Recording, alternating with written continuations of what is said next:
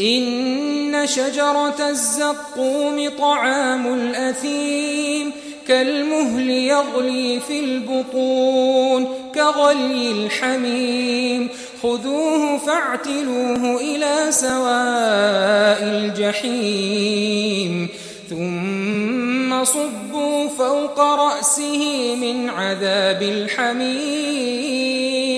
ذق إنك أنت العزيز الكريم إن هذا ما كنتم به تمترون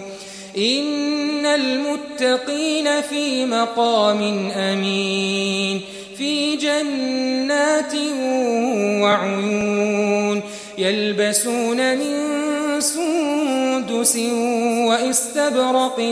متقابلين كذلك وزوجناهم بحور عين يدعون فيها بكل فاكهة آمنين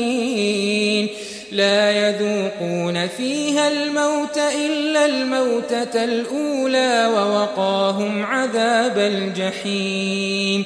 فضلا من ربك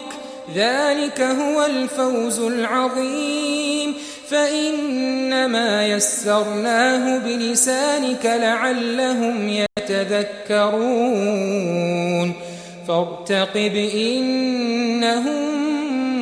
مرتقبون